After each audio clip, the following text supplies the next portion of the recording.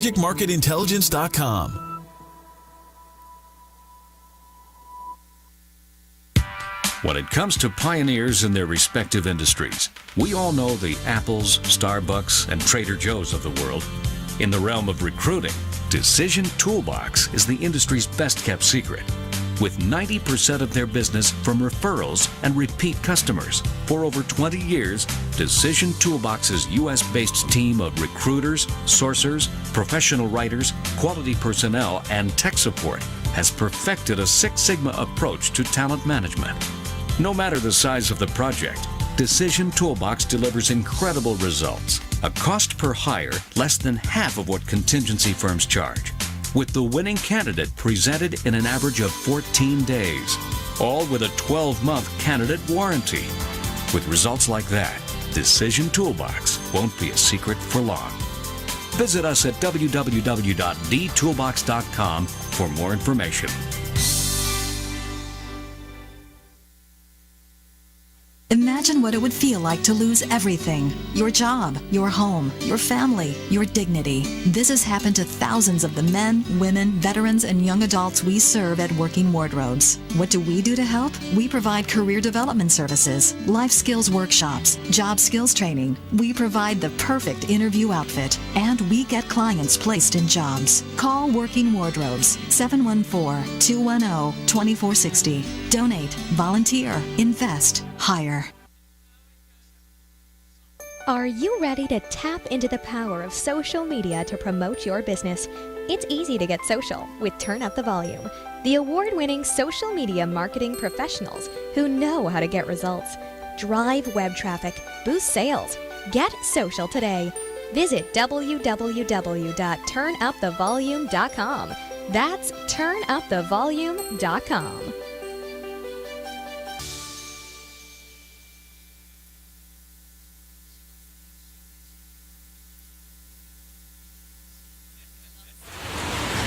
I'm on the observation deck of the Empire State Building to demonstrate how much material Waste Management recycles. As North America's largest residential recycler, last year alone, Waste Management recycled 12.9 million tons. How much is that?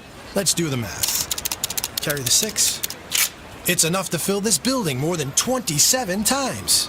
With experience like that, we're bound to have a program that can help your business recycle. Talk to Waste Management or visit thinkgreen.com. When you use the Premier Rewards Gold Card from American Express, the rewards points can keep on multiplying. Buy 3 with triple points on airfare. Buy 2 with double points on gas and groceries. And a single point for pretty much every other dollar you spend on the card. Then, start choosing from over 1 million rewards to redeem all those points. Apply today and the annual fee for the first year is on us. Call 1-800-AXP-GOLD or visit axpgold.com. The annual fee for the card is $175. See terms, conditions, and restrictions at axpgold.com. I'm on the observation deck of the Empire State Building to demonstrate how much material Waste Management recycles. As North America's largest residential recycler, last year alone, Waste Management recycled 12.9 million tons. How much is that? Let's do the math. Carry the 6. It's enough to fill this building more than 27 times. With experience like that, we're bound to have a program that can help your business recycle. Talk to Waste Management or visit thinkgreen.com.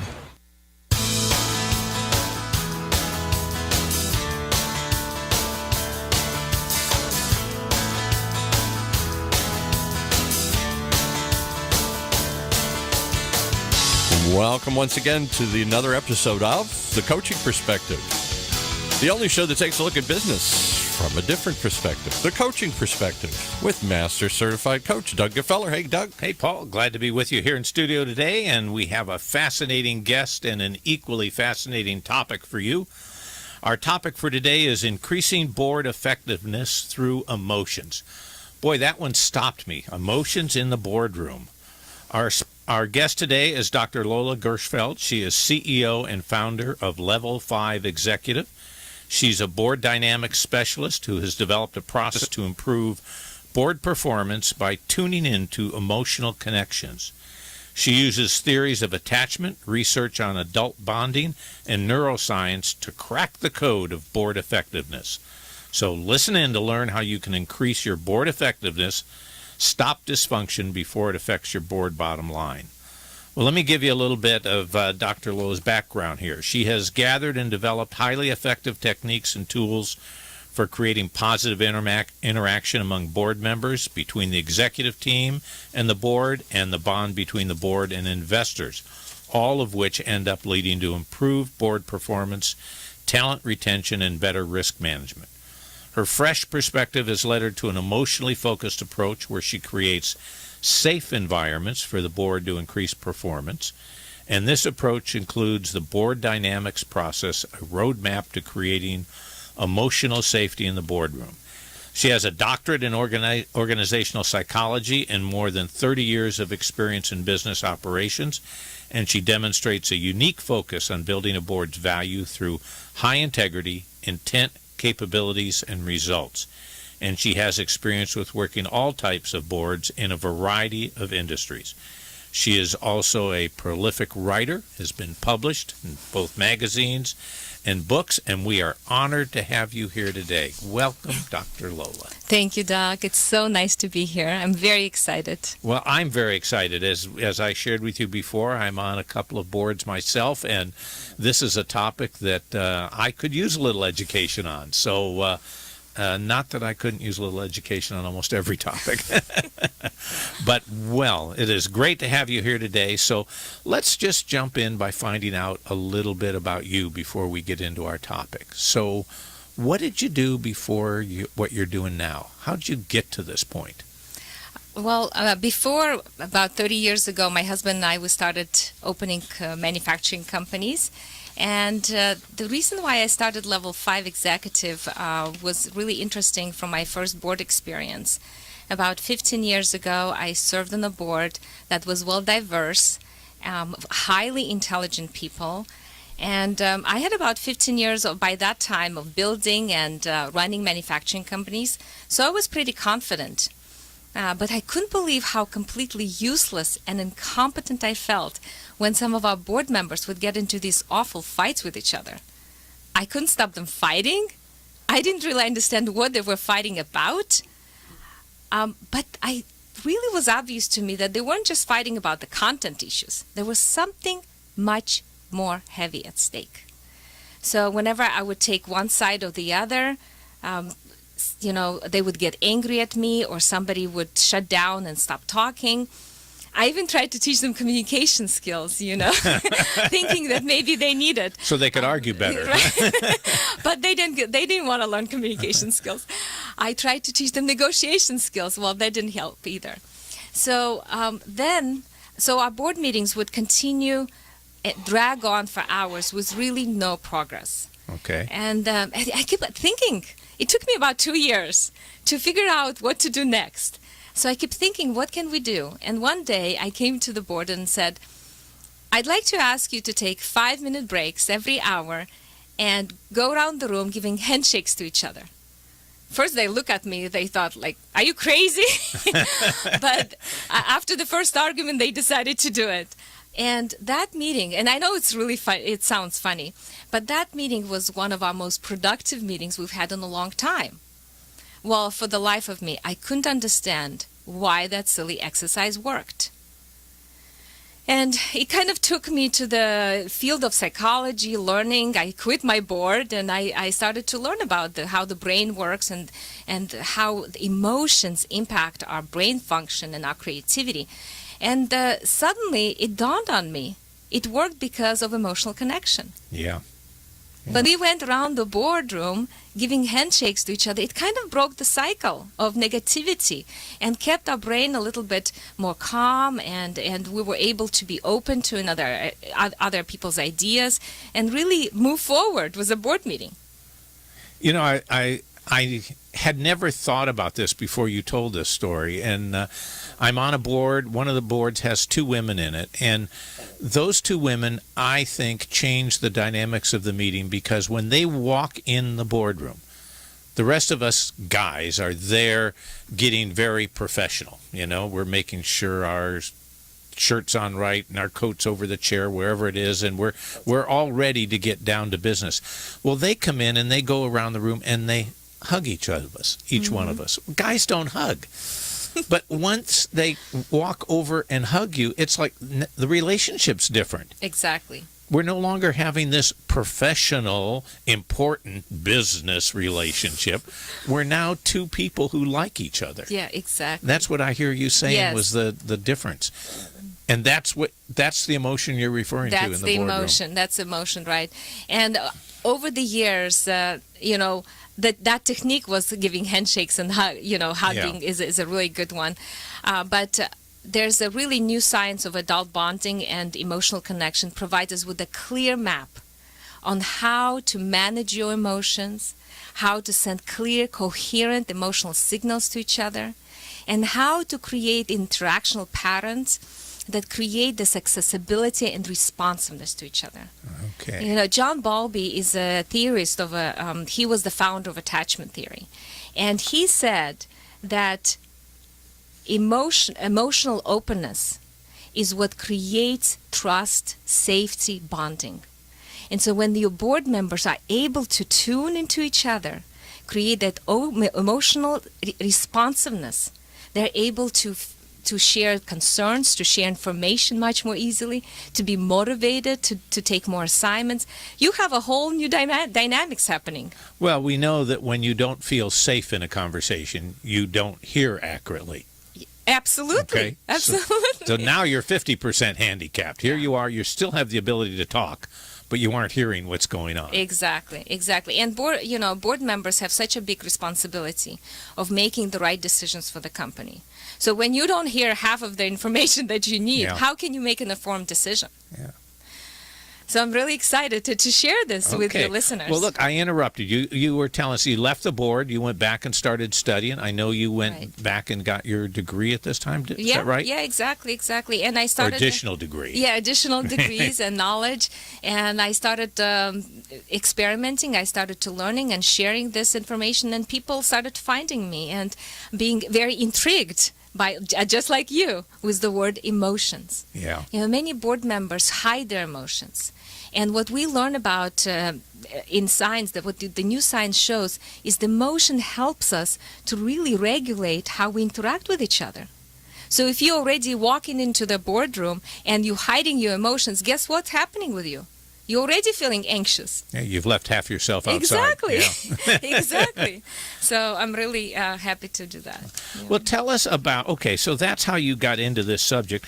And then you created Level 5 Executive. Tell us what is your company, what you do, who you do it for, and how you find your clients. So Level 5 Executive, we provide that unique expertise for board members, CEOs, how to create more effectiveness on their board. And the way we find is that people find us, actually, because we have such a unique approach, emotionally focused approach. I have not seen any consultant use that, so that's very direct. And really, when I talk to the CEOs or directors, they say, oh my gosh, you get to the heart of the problem very quickly. And I have to tell you, people ask me, like, well, how do I know if my board is dysfunctional?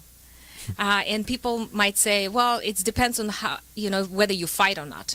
But what the research shows is that's not a really good barometer. The way you really know if your board is dysfunctional, if there's a distance, if you are, like afraid to share your concerns, if you feel like your board members are not there for you, if you feel you feel like threatened to share your concerns. I mean, I had one CEO, for example, I know of a company, they had a really big governance issue. And they had to pay $250,000 in penalties. Oh, wow. When the CEO was like blown away. Like, I cannot believe that our board just passed by it, and had this happen. And what he did is he decided to do kind of his personal interview. So he met with each board member separately, individually. Okay. And one director said that, I knew about this issue for 6 months. And there was just no opportunity to share it. And what he ended up, instead of sharing it, he was worrying about it. And it kept him up all night worrying about it. And besides, he got an ulcer because of that. Oh. But the CEO was thinking about himself like, oh my gosh, how could this happen? How could this director knew about it and was afraid to share it? So boards have to really pay attention to the engagement process, to how much board members feel safe to share such information, and not to be afraid of being criticized or blamed. And that's I think creates a big distance between board members when they feel not safe. Okay. Let me clarify something here. You talk about the fact of dysfunctional boards and what you can do to help them. But what about boards that we wouldn't label as dysfunctional, that are functioning? Is there also the ability, through becoming more aware of emotional connections, to increase the performance and the capability of the board? Or is this strictly a remedy for bad behavior children? No. No, Doug, absolutely. Every board goes through the process of development and growth. And so you want to make sure that the board members continuously grow. And with this board dynamics process that we take the board through, is we help them to identify their pattern of interaction, what they're currently in, whether it is negative or can be better. Mm-hmm. And then they learn about their emotions, how to be accessible, responsive, and engaged. One of the things that our brain constantly asks is, are you there for me? This is the indicator of safety. This is the indicator of how much I can trust you, of our bond, of our connection. Are you there for me? A-R-E. Are you accessible to me? Can you be accessible to me? Can you be open to my ideas even though you are feeling stressed? Are you responsive to me? Can you feel my pain? Can you be empathetic to my concerns and worries even though you don't agree with them, even though you don't see it? And are you engaged? Can you be emotionally engaged during our discussions and collaborations even though you're feeling stressed? You know, in some ways this sounds so foreign. It's like, I'm in a boardroom and we're working with problems, and you want me to have this conversation about are you there for me? I got this big dollar issue we need to talk about. I don't have time for that. What do you say to that? Well, that's exactly the big issue, the dollar issue that you have to address. That creates stress for you. Yeah. So that brings a lot of emotional anxiety. So that means you are not being open to, maybe somebody wants to share an idea and you're saying, well, no, that's a bad idea. Or you start to criticize the other person. You know, negative cycles start with one person complaining, criticizing, becoming very angry, and the other starts defending, distancing, and stonewalling. The whole idea is when you continually engage with a person, you create safety.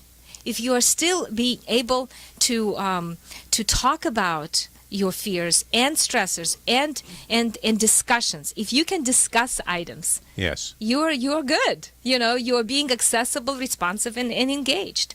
But what happens is when people get stressed or they don't agree with something and they can't prove their point, or they get so anxious, they stop communicating. They withdraw. They disengage at the board meeting. And what people right away notice something is wrong, right? Yeah. You can sense it. Yeah.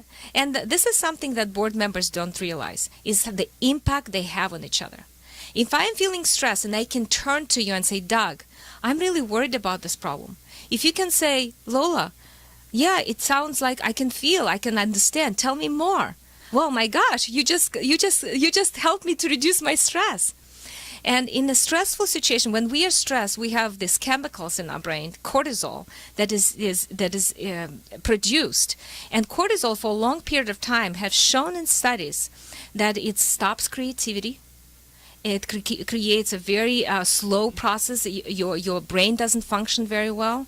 Your social skills deplete. You know, I cannot be empathetic to you anymore. I'm not cordial anymore. Have you noticed, Doug, that when people get stressed, sometimes they stop looking at you? You know, at people, they lose eye contact. Yeah. Well, what is that? That's a disconnection. They withdraw. That's withdraw, exactly. Yeah. They stop naming, calling your name, you know, addressing you by name. I was at a board meeting like that, where a board director got upset, and there was a very difficult situation, and he was just looking at the window while one board member was talking. complete disconnection. And what happens with the other board members? They start paying attention to the person who is withdrawn Sure. rather than to the person who is talking and addressing the issues. Okay, well, we got a lot to talk about here. Who are your clients typically? When you say you work with boards, what kind of boards? What size of boards? Boards any size, at any industry, as long as they are board who make decisions, who work together. It can be for-profit boards, corporate boards, family board, university boards. I work hospital boards. I worked with a Center Club board, club governance boards. So any board that want to be better together, and in a board function. The most fun you have is when you collaborate. Oh, yeah. Yeah? It's a high. It's a real high. It's a high. It's like, do you dance, Doug? Not well. But I used to dance Argentine tango. Oh, boy. Yeah. You're out of my league. In Argentine tango, you have these emotions that you have to be in tune with your partner. Because you improvise the dance. You don't have a set of steps. Oh, I didn't know that. Right. Like Okay. in a regular tango, you have a Memorized, routine. yeah. Exactly. But in an Argentine tango, you improvise and you have to feel each other. Well, collaboration is the same thing. In order to have great collaboration, you have to have this amazing attunement and coordination with each other. And emotional connection potentiates this attunement and coordination. And when you have this, it's like, I don't know, your listeners are adults, right? It's like making love, Okay. having this amazing energy. The goal after every board meeting is when people leave the board meeting, they feel inspired. They think about the problems outside the board meeting. They think about how to solve that issue, how to bring more investors, how to create more influence, how to create change. That's what happens when we are emotionally connected. So at my next board meeting, I suggest they should all learn how to do the Argentina tango. We should take time out for a dance lesson. Do you listen to an orchestra? Do you go to music concert? Yes. Well, you can know when the orchestra is all together. Yes. Like you can feel it. You can feel it. Well, the best orchestra is when every musician is the best soloist because they're responsible for every note. The best board member is the best emotional how they can manage their emotions. That's the best because if you tune into your emotions, you can tune into other people's emotions. You can sense what's happening with them behind the words, behind the message. Okay. All right, we're going to take a break in a minute, but before we do, I want to ask you a question we've asked all of our guests that we've ever had on the show. What is your guiding principle in life? What is the true north that is constant for you no matter what you're doing?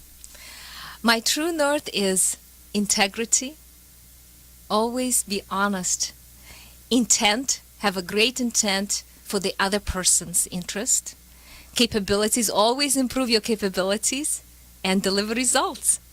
I love it. I love it. Great. Well, look, we're going to take a quick commercial break here, and then we'll be right back. Imagine what it would feel like to lose everything. Your job, your home, your family, your dignity. This has happened to thousands of the men, women, veterans, and young adults we serve at Working Wardrobes. What do we do to help? We provide career development services, life skills workshops, job skills training. We provide the perfect interview outfit, and we get clients placed in jobs. Call Working Wardrobes, 714-210-2460. Donate, volunteer, invest, hire. When it comes to pioneers in their respective industries, we all know the Apples, Starbucks, and Trader Joe's of the world. In the realm of recruiting, Decision Toolbox is the industry's best-kept secret, with 90% of their business from referrals and repeat customers. For over 20 years, Decision Toolbox's U.S.-based team of recruiters, sourcers, professional writers, quality personnel, and tech support has perfected a Six Sigma approach to talent management. No matter the size of the project, Decision Toolbox delivers incredible results. A cost per hire less than half of what contingency firms charge, with the winning candidate presented in an average of 14 days, all with a 12-month candidate warranty. With results like that, Decision Toolbox won't be a secret for long. Visit us at www.dtoolbox.com for more information. Okay, and we're back here with our guest, Dr. Lola Gfeller, talking about how to make your board more effective. You know, one of the things we were just chatting about at the break was the fact that boards emotionally are a roller coaster ride. There's moments of total connection, moments of disconnect, much like the example she used was a marriage. That wasn't my example, if you're listening, dear. But tell us a little bit about that. What's the goal there? Yeah, absolutely, Doug. The thing is, with any relationship, you have moments where you're feeling a lot more stressful than you are when you are much more calm. When things are going well for the company, you're much more happier. You're kind of riding the wave. But there were times when stress gets in your way, and if you don't know how to manage those emotions, you become disconnected. So what I tell that the best boards is the ones that know how to reconnect and how to understand that you go through these moments of disconnection, and that's okay as long as you know how to reconnect with each other. Shortest recovery period. Yeah, exactly. Shortest recovery. The faster you can reconnect, the better your board is going to be. The safer they will be, they will feel, and the much more engaging and productive you will become on your board meetings. In my own experience, I can see where in cases where you've been unable to do this reconnect, where you've gone through a stressful period, and the board meeting ends, that is the wrong time to end the board meeting. Right. You know, because you don't want to leave basically board members feeling on a limp. You know, Yeah. they are sitting on the cliff with their feet hanging, and now what? You know, who takes the first move? What do we say? And when we reach to each other, if we are fueled by anxiety, our reaching can come up as complaining, blaming, criticizing. Yeah. You know, and they're looking for that bad guy. So when we work with boards, the most important thing we say, we make sure that board members know is that there's no bad guy. Every person, every board member cares about the company, want to be connected. This is what the new science teaches us: is we are human beings. We have a mammalian brain that we want to be connected with people we depend on. We need to know that if I call you, you will respond to me. So if you're feeling stressed and if you're disconnected, and if I reach to you and I reach you by complaining, blaming, and criticizing, you're not going to respond to me. But if I tell you, Doug, I'm worried about this issue. I'm feeling very anxious about this. I'm scared. Then you come back to me and you say, well, Lola, I can help you. You know, let's talk about it. Let's see what. But if board members don't know how to do that, they just keep complaining, criticizing, blaming each other, and endless cycle. And they're just endless cycle. Yeah. You know, one thing I want to clarify. You and I talked about this before, but some people, when we use the term board, when we talk about board members, they exclude management personnel. Mm-hmm. And, you know, and most all boards have the CEO as a member or the president as a member of the board. But I know you've shared with me that your work, when you start working with the board, includes the management team's interface with that board, too. Absolutely. And I thought that was a key point, because there's where the stress exists. The board with one set of guidelines, the management team coming in with maybe a different day-to-day perspective about how those guidelines are to be interpreted, and now we have a conflict or a potential misunderstanding. Yes, absolutely. They, as board members, need to feel safe with each other. So is the executive team. You know, they want to be able to come and share the information and feel free to answer questions without feeling like they are being criticized and judged and blamed somehow. And so you want to create that safety for them so they can share more information. I think board members need that to make good decisions. I mean, you never want to be in a position where you don't know everything, and then you are stuck with the surprise. And that's a bad. I am very fortunate in the boards that I participate on. They absolutely look to management as a member of the board. That it is not the board telling management what to do. It is can we solve the problems better together? Yes, that's very good. Well, I want to give you an example. Yeah, please. Yeah, Go example ahead. of some of the really good boards and how they have solved the challenges together. The best example is the Allergan board. One of the biggest cases in corporate history is when they were defending a hostile takeover by Valeant.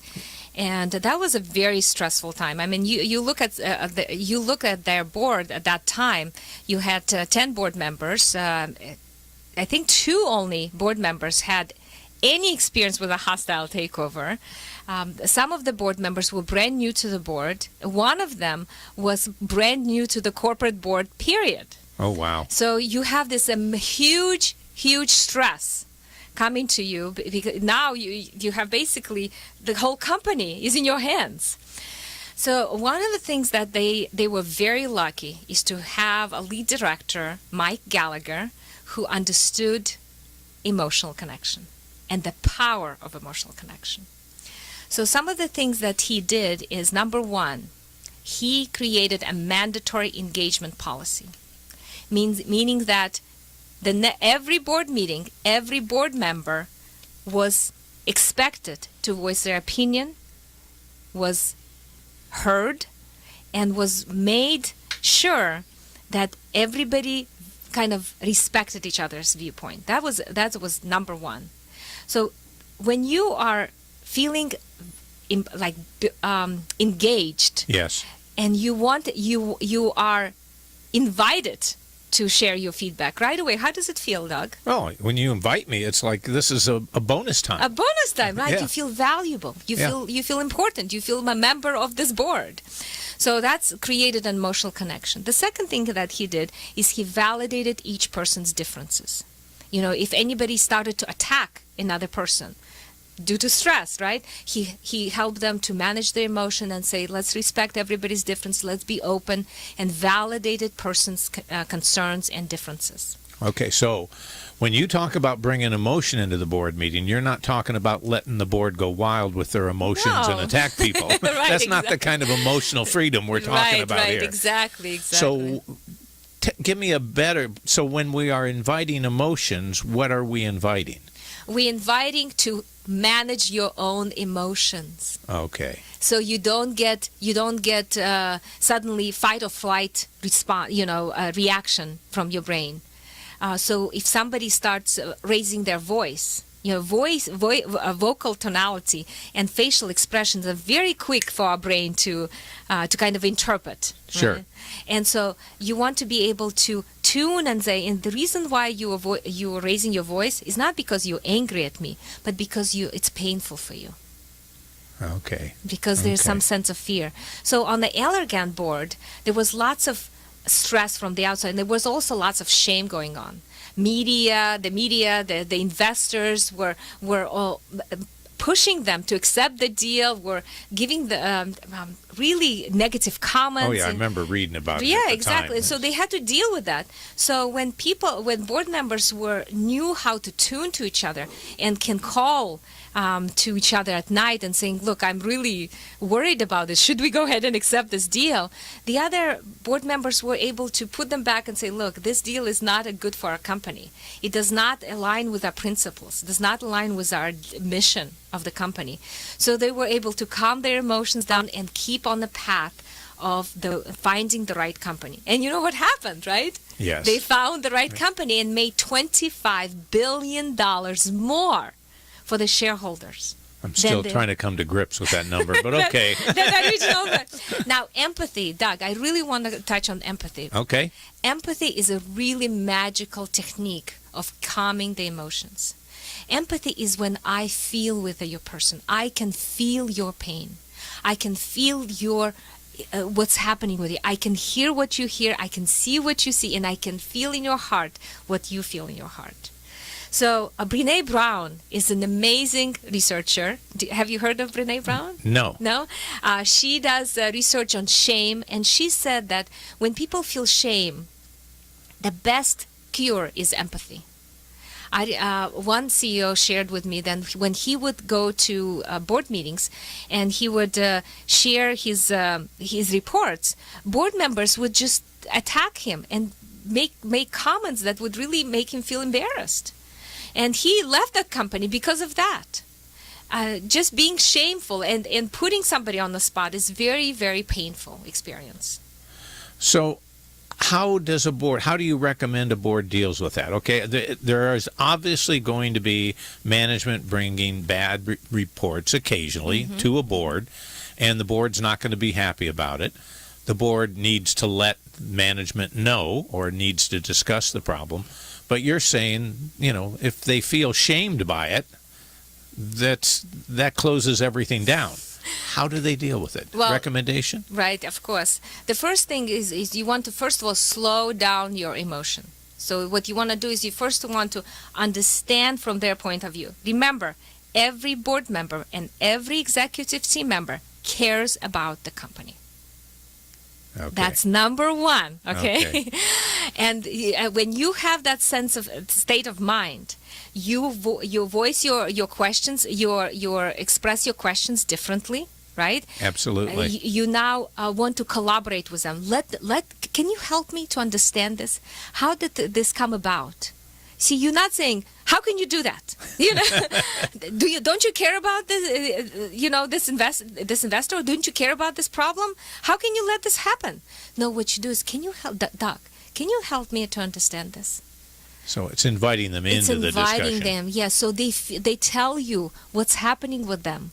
They can be honest if they made a mistake. One CEO, for example, I was at a board meeting, and we kind of got into the realm of the emotions, what's happening in their interaction pattern. And she said, and one board member says, you never can admit that you made a mistake. And the CEO says, I don't admit because I'm afraid you're going to use it against me. Oh, wow. Wow. Now we got to the point of it. Once we can recognize, verbalize it, what is the fear, we can change the interactional pattern. Sure. Yeah.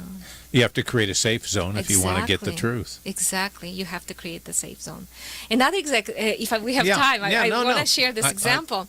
The Air Gas Board. The Air Gas is a company that they produce liquid gas. Oh, okay. I'm not familiar with them. In 2010, one of their competitors offered them to buy them out. And Air Gas said no.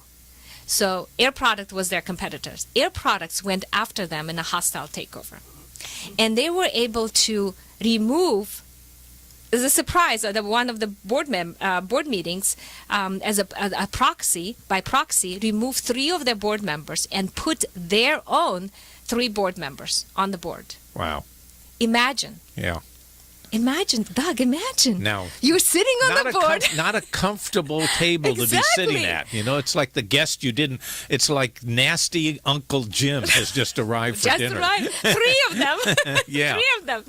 And so you have this situation where you feel very uncomfortable, you're feeling stressed, you're feeling like an enemy sitting against you, and now you have to collaborate with them, right? You have to work with them. And how do you do it? These 3 people want to take your company. So what they did is they knew about emotional connection. They created so much safety for these board members that they pulled them on their side. And when the vote came, when the decision to vote came about, they voted against the merger. Oh. Somebody was disappointed. That is the power of emotional connection, Doug. Okay. They were so invited. The CEO met with them privately, separately, talked about the history of the company, got to know them about the vision, the mission, the values of the companies, and slowly the board members would involve them into the discussion, and really attach them to the company, and attach them to the board, and that made the whole difference.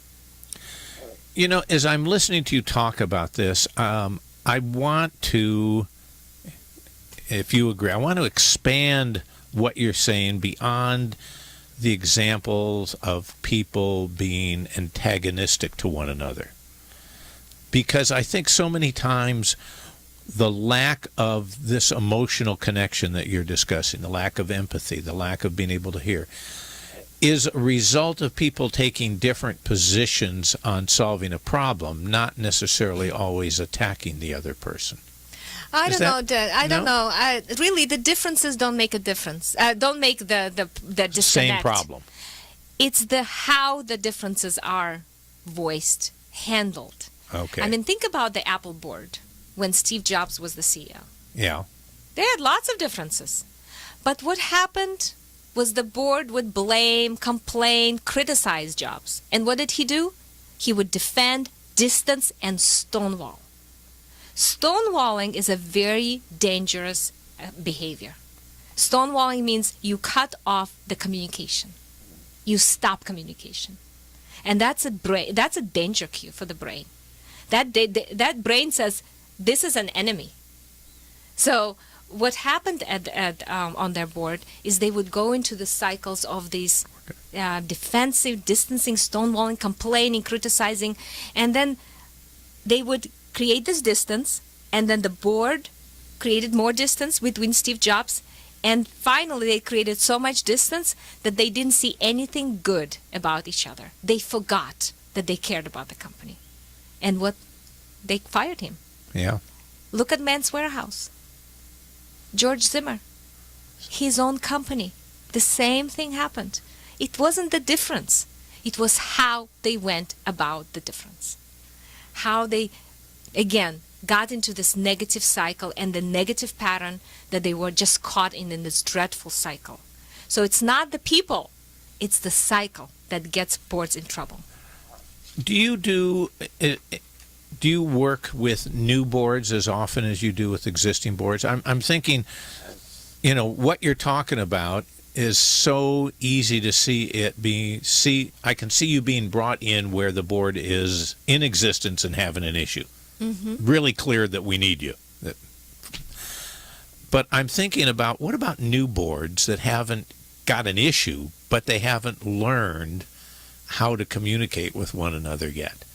Well, it's the same process. Same process. Yeah, the same process. Because just as valuable to the company, absolutely, to the board. Absolutely, because you want to learn about your emotions. What happens to you? It all starts about your emotions. How do you react to stress? How do you respond to when you don't agree with somebody? What does your interactional pattern looks like? And so once you learn it, and are you able to remember the vision and mission and core values when you make decisions? That's another thing that we do, is once people calm their emotions down, how do you align the board? Is through the vision, mission, and core values. Do you pay attention to them when you make decisions? Because trust develops when you have consistent decision making. And so the core values is the one that keeps you aligned on that consistency. Okay. You shared with me a little bit before we went on the air with what your process is, how you work with a board. Would you like to share that with the audience? Yeah, sure. So the first thing that we do is we observe the board meeting and we identify the pattern of their interaction. So we create the safety so board members can feel safe to express themselves, to express what their concerns are. And so the first stage is always creating that awareness of what steps you take, like dancing, right? Yeah. What steps you take in the dance that you step on each other's toes, right? Every board member has a role, and they take a specific step in creating that interactional pattern. So that's the first thing we do, is to identify their interactional pattern. The second stage is to create that awareness. We understand the emotions behind it. We understand. We try to board members to help them to be this accessible, responsive, and engaged, and making sure that they don't withdraw. How they deal with stress, and making sure that they are becoming much more aware as a group, uniting and pulling each other closer instead of pushing each other away. And the third stage is we consolidate. And what we do is we make sure that to say that, look what you have done, because the transformation happens right in the board meeting. And Doug, I have to tell you, it's so amazing for me to see. I walk into the boardroom, these board members are miles away from each other. in particular board member, one board member says, I don't have any time to take any more assignments. I'm very busy. I've been traveling, I'm going to be traveling a lot. I can't do anything. And once you work with them, once you touch their emotions, you address their concerns, suddenly everybody become closer together. And at the end of the board meeting, this particular board member is volunteering to take new assignments. I mean, how great is that? Now you're talking about doing this for a board. I'm envisioning that any group that works together would be the same process and really much of the same issues. Absolutely. Have you worked with management teams to do the same thing with them? Yes. Well, I haven't worked with a management team, but I always, from my own personal board experience, I learned that whether you work with a management team or HR person, it's always the board that really makes a huge difference in the company culture. Okay. Yeah, so the point of the greatest impact is probably working with the board. Yes, and remember, I want to tell you the story. Shaheen Vasu is a manager of the Center Club. And I've worked with him for a couple of years now to create more engaging board at his club. And we had lunch the other day, just like 2 weeks ago. And he said that 4 years ago, when he became a manager of the club, he started to think, how does he take the club to the next level? So he would go to other clubs and visit them and learn from them. What did they do that made them difference? So one manager says, we did this reinvention. We remodeled the whole place, and it kind of brought the new blood, new energy into the club. And so Shaheen said, okay. He came back to the club, went to Club Corp, and asked for $3 million, I think it cost him to do the reinvention, and he did it. And it was beautiful. Yeah, it was beautiful. You've seen it, Yeah, absolutely. So 2 years it took them to do it, and they finished. And he said that something was still missing. He wasn't sure what, but something was still missing. And when he met me, and I started talking about emotions, he thought, he was laughing at me like, "What? This is so ridiculous. We're going to create this emotional connection." But he said that right now, after 2 years, he cannot believe how amazing, effective it was. The board is a glue, it became. The glue that provided him confidence, support, and encouragement to take it to his staff and manage his staff better. The whole club is becoming like, you're pulling members into the club because the whole vibe, the whole energy has changed because of emotional connection. So that is a great example. You're talking about the impact on the board, rolling down to the impact on management, rolling into the impact on the whole organizational structure. Absolutely, Doug. Exactly. That is huge. That is huge. That is huge. Emotional connection is a new era of board effectiveness. Okay.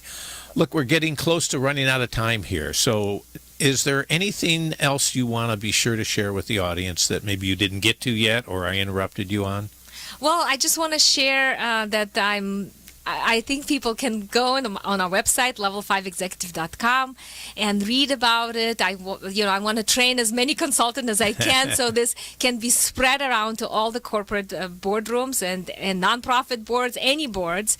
And I think there's going to be a great, huge movement into that. Emotional intelligence, as you know, have been in our corporate cultures for some time, for 2-3 decades, right? Well, and the current literature and research being done on the impact of the brain on our thought patterns and our decision making is really validating sort of the gut reaction we've all had for a long time. Yes, exactly. And so I think it's about I think it's revolutionizing the boards. Okay. Yeah.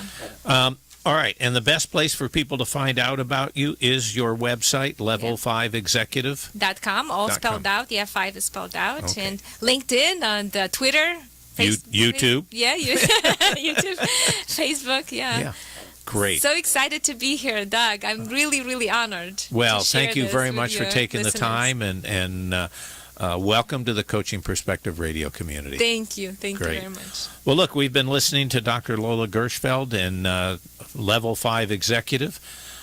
Really, check out her website. Some phenomenal information, great testimonials from people that she's worked with, from boards that she's worked with, and some great resources in terms of articles that she has written that I found extremely useful to me that I hadn't run across before, and some good video clips from presentations she's made. And Effective Board Dynamics for a guide for CEOs and directors is on Amazon. Okay. Yeah. Thank you very much. I forgot that. Effective Board Dynamics. All right. Okay. Great.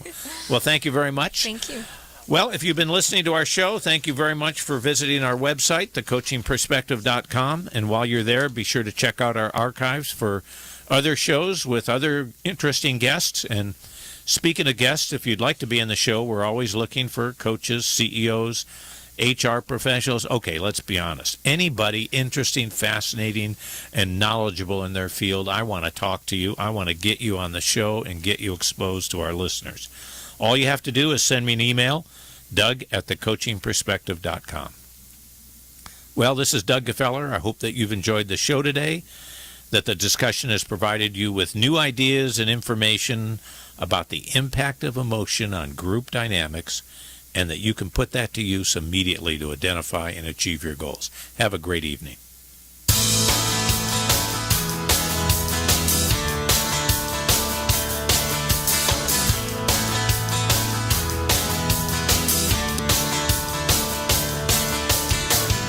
You've been listening to the one show that takes a look at business from a different perspective, the coaching perspective, with Master Certified Business Coach Doug Gfeller, right here on Orange County's only community radio station, octalkradio.net.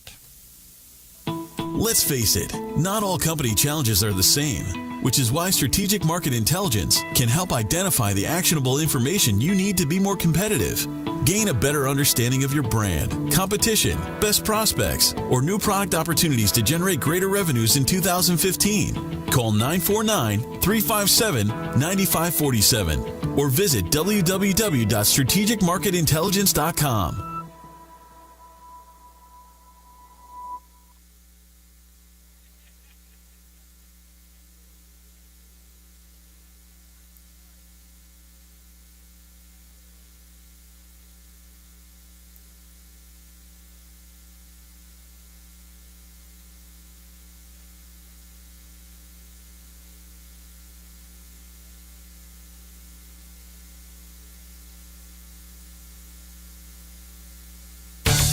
Wow.